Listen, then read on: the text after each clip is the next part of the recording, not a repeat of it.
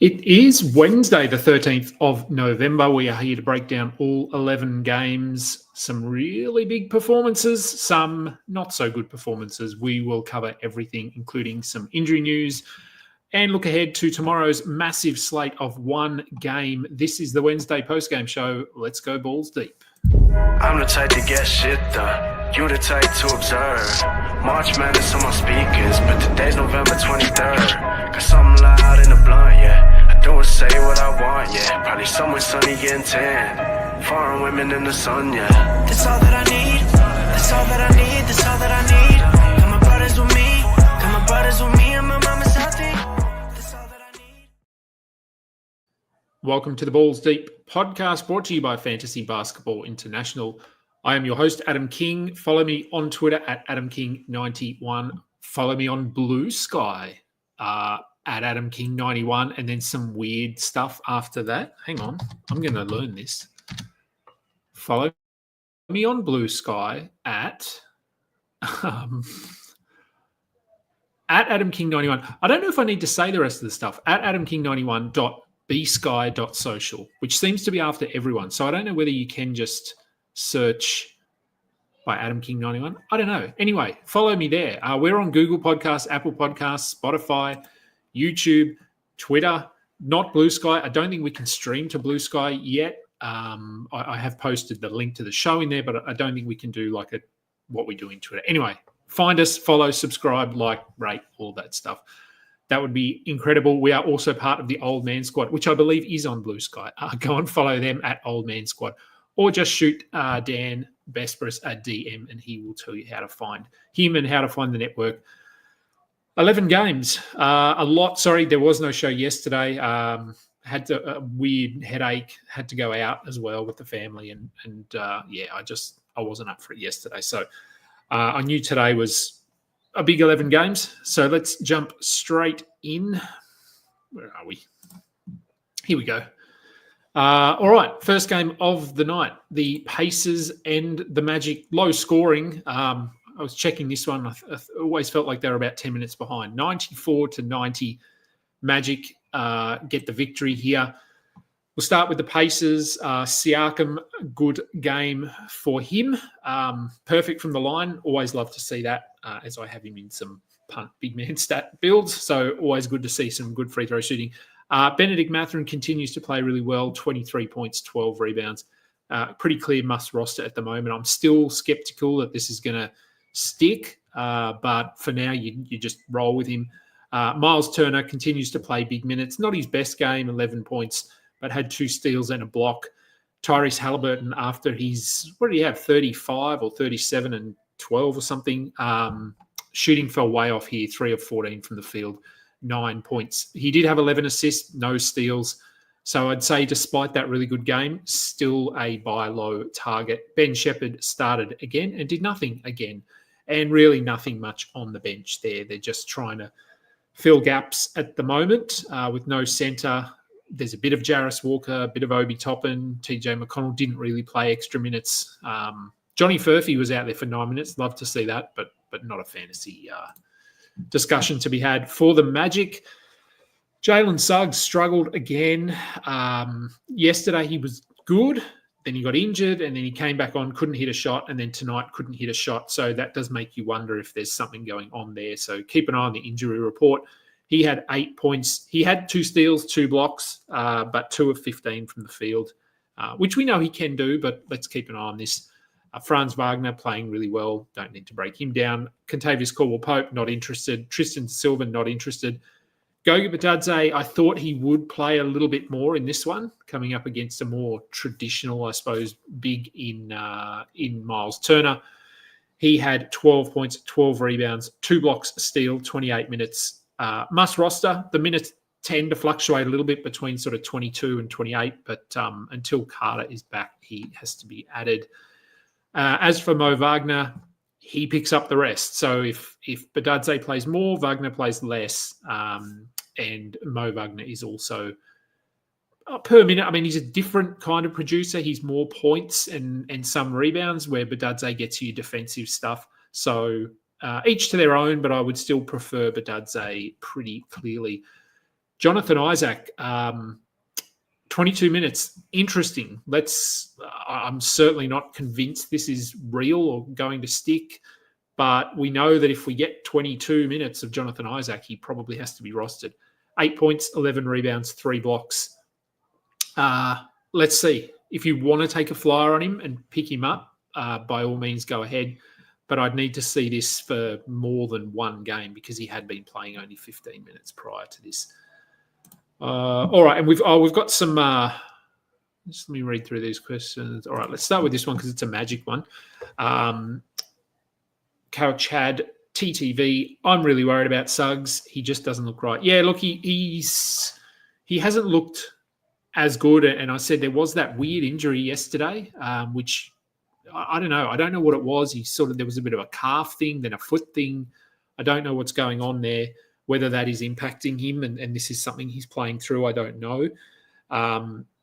He certainly overachieved, I think, to start the season, but he will definitely be better than this. So it is a buy low opportunity, I think. And if you've got him, you really just have to hold him. I wouldn't be looking to sell him now.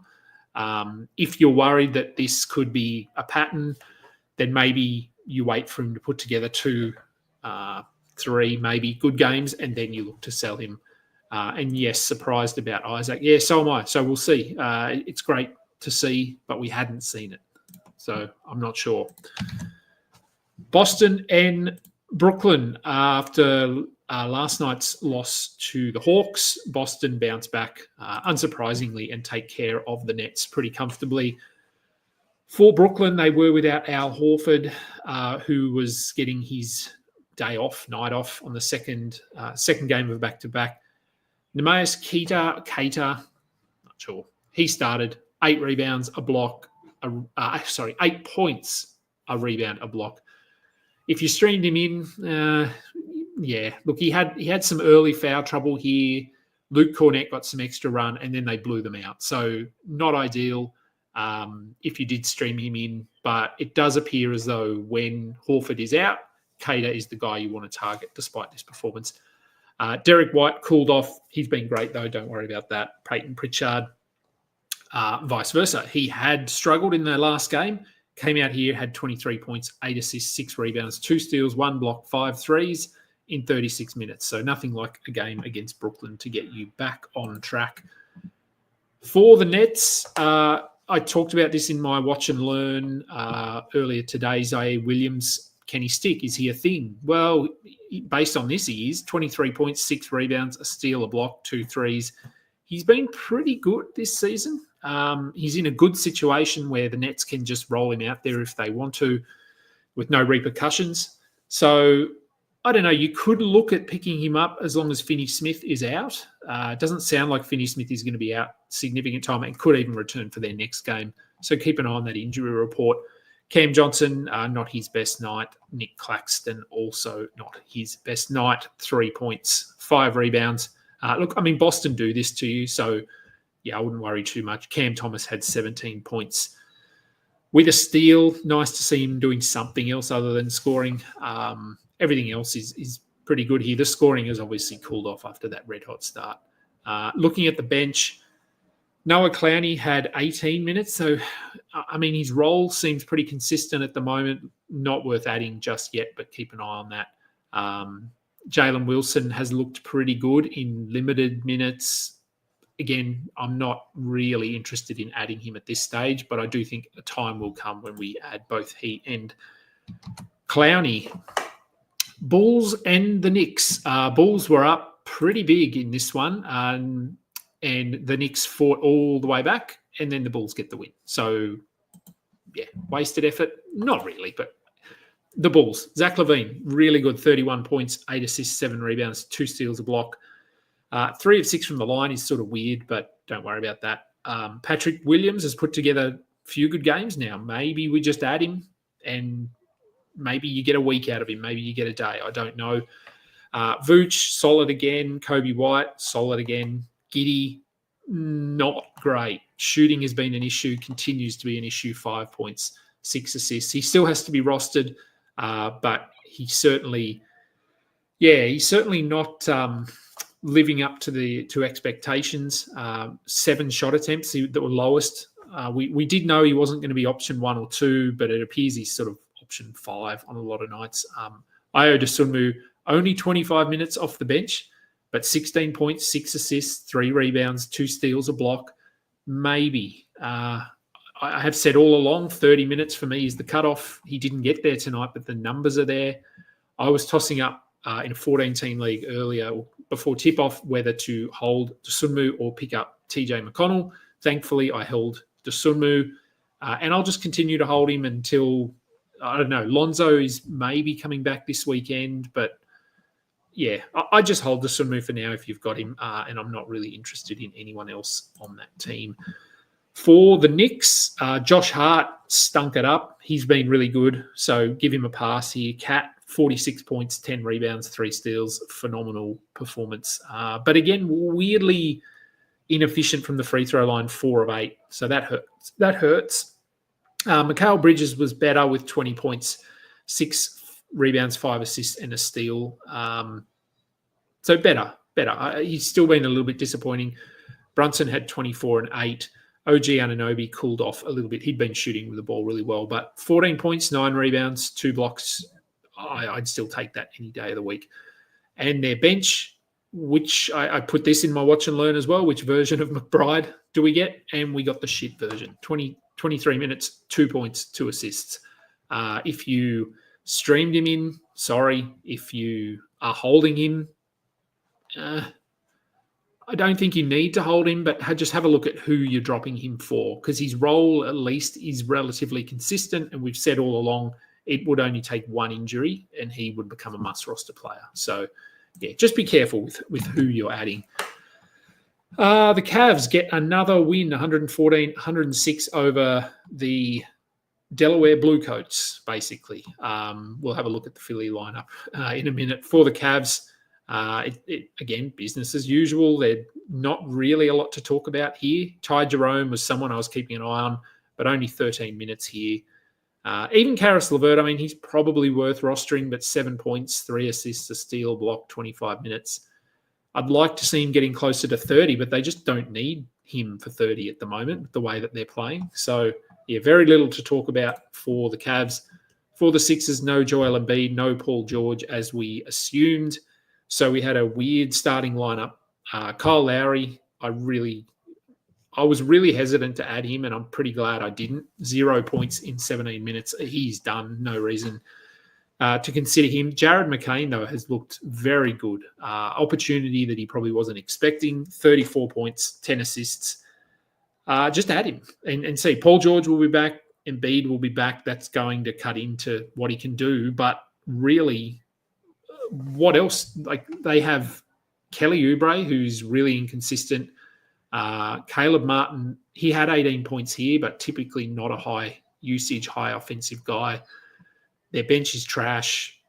So I don't know. If you want to give McCain a look, I probably would go ahead and just see what we can get out of him, even when they're healthy. And no Andre Drummond here. Illness, I think it was. I don't know. Who cares? Drummond's pretty bad, and probably doesn't need to be held now that Embiid is back and Yabusele has sort of established himself as, if not the backup, on par with Andre Drummond. The Pelicans and the Thunder. Look, I mean, credit to the Pelicans. They sort of kept this close for a while. They were never really going to win it, though, not with the team that they're rolling out at the moment.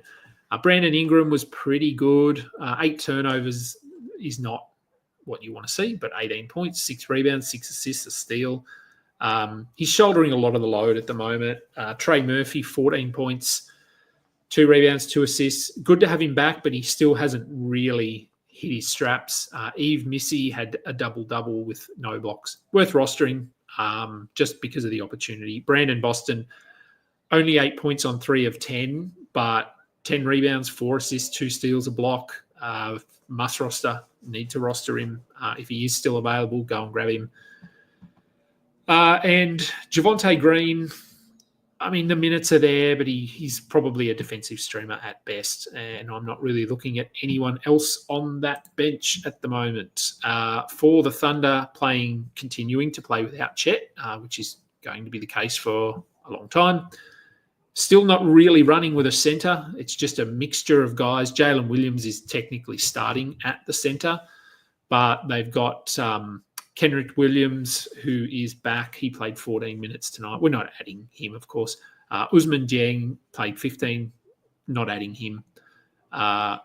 Dort, not his best game, but 11 points, 2 steals, a block, has to be rostered. Isaiah Joe, more of a streamer, a 3-point streamer. He had 0 3-pointers tonight if you did stream him in. Jalen Williams, though, I mentioned, 31 points, 6 rebounds, 7 assists, 4 steals, 2 blocks. Absolutely cooking at the moment. I know he was just pulling up his rank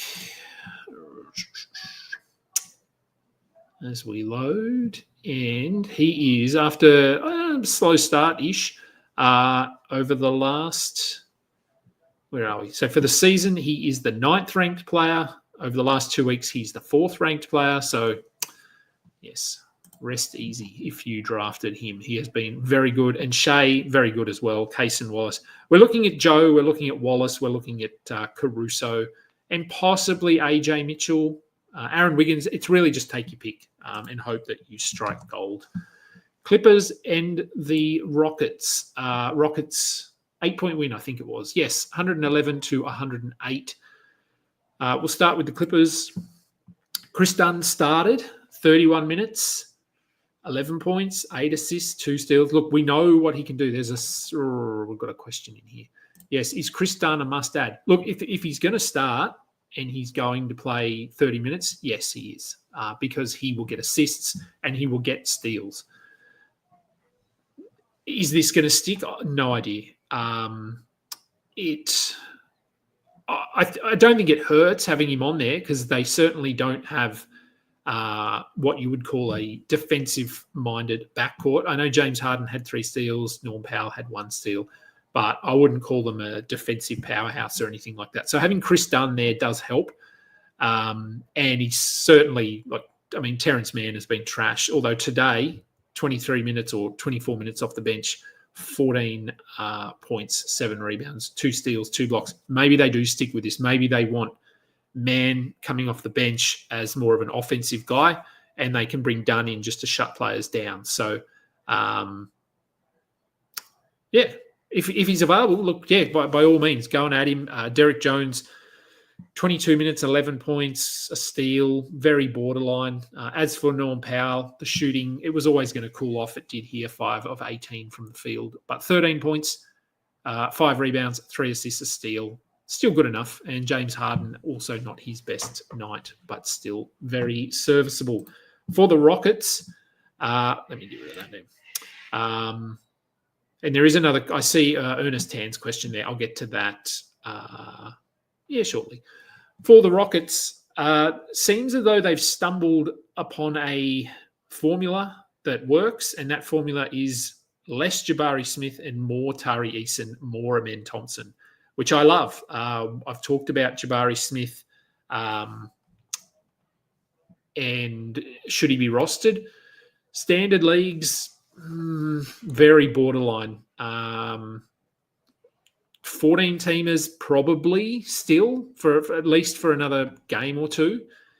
But 21 minutes, 5 points, 4 rebounds, nothing else. It's very, very unflattering. And as I've said, all season, I just haven't seen him take any leaps forward. So I'm not excited about him either. Same goes for Dylan Brooks. 15 points, sure, but I'm not looking at him at all. Van Fleet was back, played 34 minutes, but Amen Thompson came off the bench and also played 34 minutes. So hopefully you held Amen because there was a little patch there where he was sort of borderline. Tari Eason much the same, but both of them are on fire right now. And you look at the they won by 8. All starters other than Dylan Brooks were a minus in the plus-minus. Amen Thompson plus 17, Tari Eason plus 19. Jock Landale, we'll mention him, plus 26. We're not looking at him, of course. Amen had 18 points, 11 rebounds, 2 assists, 2 steals, a block. Tari Eason had 18 points, 10 rebounds, 1 steal, 2 blocks. So hopefully you have at least one of them. I think I have both of them in a couple of teams, so that's pretty exciting. As I grab a drink. Okay. Next game, Pistons and the Bucks. Pistons had this one, and the Bucks just sort of roared home, and pistoned all over themselves. And the Bucks get the win, 127 to 120 in overtime. Pretty dodgy call at the end if you were watching that, but it all worked out for the Bucks. Start with the Pistons, though. Big minutes for Jalen Duren, 36 minutes. He didn't do a lot with them. He had 9 and 9 with 6 assists. The minutes very encouraging, but Isaiah Stewart was ejected, only played 14 minutes. So I don't think Duren would have played 36. Potentially would have played more because of the overtime, but I'd still like to see an accurate reflection of what his minutes are going to look like. Ron Holland started. He had 11 and 4. Look, I'm not really interested in him yet. We have got a Sarr coming back at some point. We had Tim Hardaway out of this one. So Malik Beasley got the start. It was a no-brainer as a streamer for this game. Both he and Tim Hardaway have been alternating good games, and so with one of them out, the other one has to play well, and Malik Beasley did. 8 threes en route to 26 points, 10 rebounds. So very good stream option if you manage to get him in for today and just hold him. If Hardaway's going to miss time and his injury was pretty nasty, then Beasley could be a short-term add. Cade Cunningham, really good, 35, 11, 7 rebounds, 3 blocks, 2 steals. He is chugging along very nicely indeed. For the Bucks, it was the Giannis show. 59 points, 14 rebounds, 7 assists, 3 blocks, 2 steals. He's just having to do it all with no Damian Lillard and really no other scorers on their team. Brook Lopez, very good in this one. 29 points, 8 rebounds, 5 blocks, 3 steals. So phenomenal game for him. But coming up against the Pistons, not surprising. Taurean Prince had 15 and 10. He has some streaming value at times. DeLon Wright, if you picked him up today with word that he was starting, he got you 2 steals and 8 assists. And that's, any points would have been nice, but the assists and the steals give him some stream appeal. AJ Green, a 3-point streamer, and only got you 1. Gary Trent, not interested in him. He played 34 minutes off the bench, but 11 points, 2 steals. He'd need to do this for a week before I would consider picking him up. Andre Jackson, if you're still holding him, we can move on. And heading to San Antonio, the Wizards and the Spurs. Pretty comfortable win here for the Spurs, 139 to 130. No surprise that it was high scoring. We'll start with the Wizards. Jordan Poole, very, very good. 42 points. 6 assists, 2 steals, continues to play very well. If you drafted him, you're loving what he's doing at the moment. There's going to be ups and downs, but he certainly looks to have his confidence back. Koulibaly, not his best game, 6 points, 8 rebounds, a block, but the minutes are encouraging, so we would just be holding him. Kyle Kuzma shot less, that's good, 10 points, 6 turnovers. Look, he has to be rostered, but I'm glad I don't roster him. Alex Sarr, despite the fact that Wemby went off, and we'll get to that very shortly, I thought Sarr looked pretty good, held his own in some respects, 12 points, only 2 rebounds, but he had a steal and a block. We're holding on to him. Bub Carrington, 13 points, 5 rebounds, 5 assists. Again, the minutes, 30, that's enough. Keyshawn George, we were keeping an eye on him because his minutes went back to about 24, I think, in their last game. 32 minutes here, 12 points, 5 assists, 2 steals. I think he's still borderline if you want to hold him. Valanciunas at least played 22 minutes, had 16 and 13 with 2 blocks. But his minutes had been down in the mid to high teens. So let's just see if this was a sort of a fact that, or a result that they were up against the Spurs, who are a pretty big team. Corey Kispert had 19 points off the bench in 33 minutes. He is a nice stream guy as well.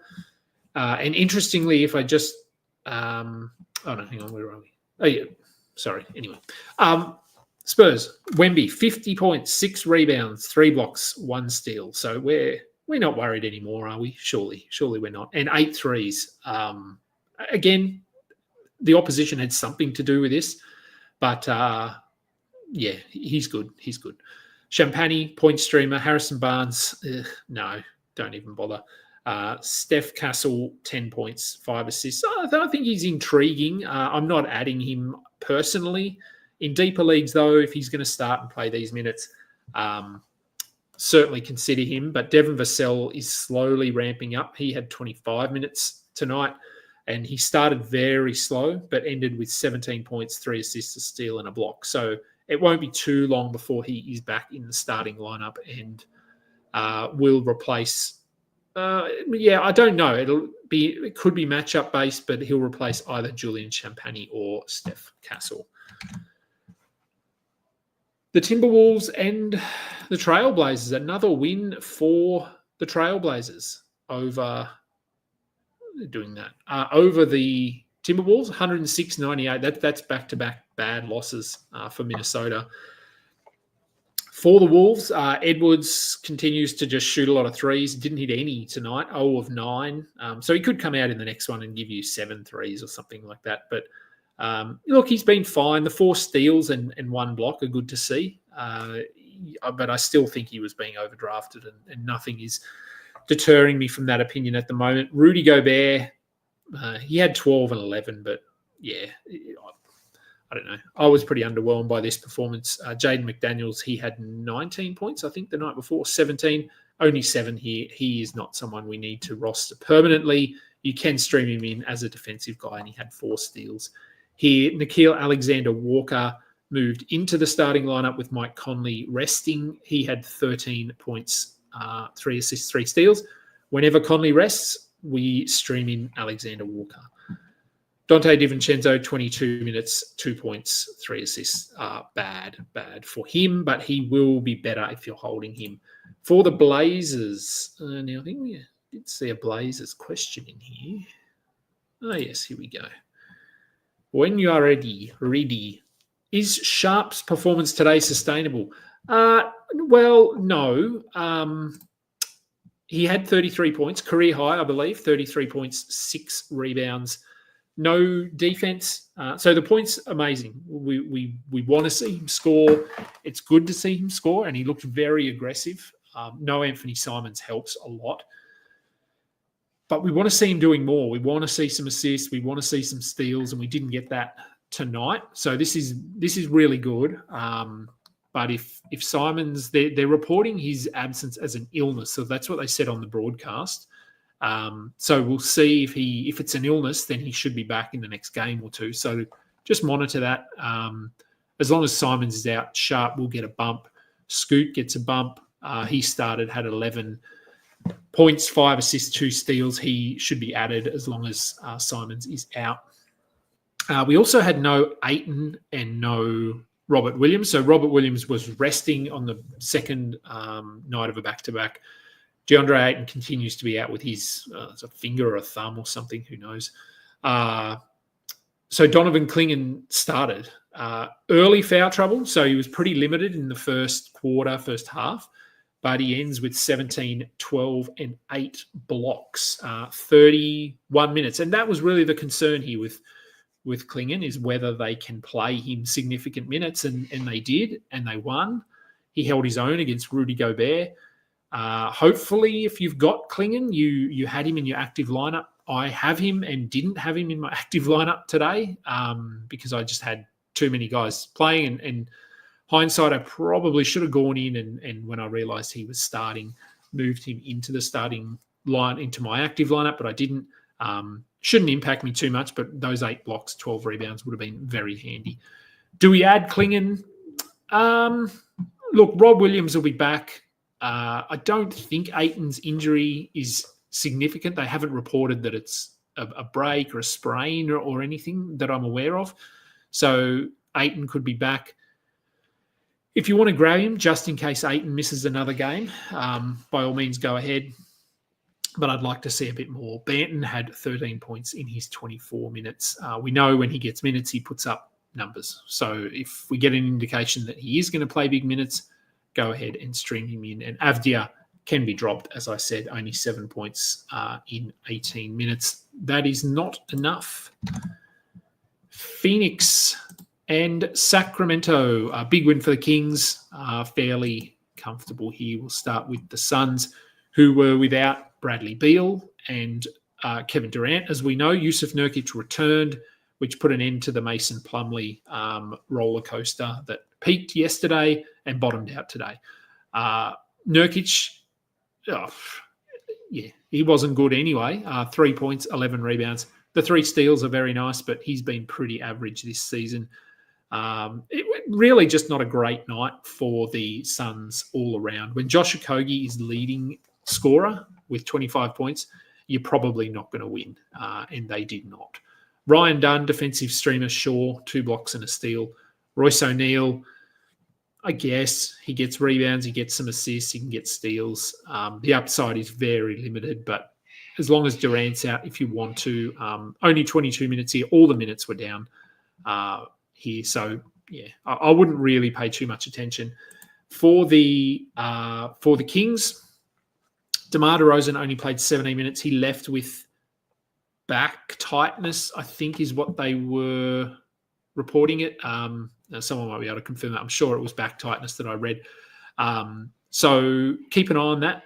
I don't know if this is going to turn into anything or whether it was just we're playing Phoenix and they're crap today. So let's give DeMar a bit of extra rest. Keegan Murray, this was better, 17 points. Didn't do much else, but good to see his shot falling. Sabonis, quiet, 11 points, but 10 rebounds, 9 assists, and 7 turnovers. Almost a quadruple double with turnovers. There you go. Kevin Huerter, who'd been a bit up and down, he had 22 points. Should be rostered because he's starting as long as Monk is out. Fox looked really good. I thought this was his best game of the season. 29 points, 10 assists, 6 rebounds, 2 steals. And Keon Ellis, who didn't give us any steals tonight, 2 blocks, but 26 minutes is enough for him to be a back-end guy if we are just looking for steals. And the last game of the night, the Lakers and the Grizzlies. Lakers get the win 128 to 123. Marcus Smart returned, came off the bench, not surprisingly. So we'll start with him. He had 15 points, 6 assists, a steal, a block. We know he gets defensive numbers. We know he can get some assists. The scoring will be up and down, but without Ja Morant there, does he start? I mean, is he going to move in ahead of Scottie Pippen? I don't know what their plans are here. I did see is Marcus Smart a 14-team ad? Yeah, look, he might be, at least while they've got Bane out and while they've got Morant out. I would probably consider him because we know that he can be a top 80 player. I'm not saying he'll get there, but we have seen it. So I would probably consider picking him up. As for the rest of the team, Scottie Pippen, I said he started. He was pretty good in this one. He should be rostered. Jalen Wells, 9 points, 2 assists, nothing else. Probably a hold, borderline. Jay Huff started, didn't do much. He is more of those. He's more of a, I don't know what we call him. He's just a little bit like if you think back to a Kenneth Faried. Naz Reid was a little bit like this a couple of years ago. He comes off the bench, plays 15 minutes, puts up big numbers, and then disappears. That's what Kenneth Faried did, and that's what Jay Huff might do. But he's looked really good in limited minutes, but not enough to be rostered. Jaren Jackson, he's playing really well. Aldama, we're just holding these guys. Zach Edey came off the bench, had 12 and 8 with a steal and a block. Should be rostered at the moment. Even coming off the bench, I actually think there's probably a clearer path to him putting up value coming off the bench. For the Lakers, Anthony Davis played through his eye issue, so that's good. 21 points, 14 rebounds, 3 blocks. A little bit quiet. He got sort of hot early. I think he hit two threes in the last quarter, which sort of made that offensive output look a little bit better.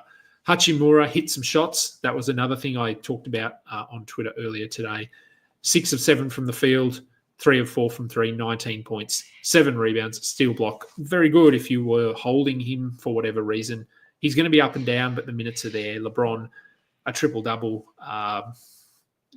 We don't need to talk about LeBron.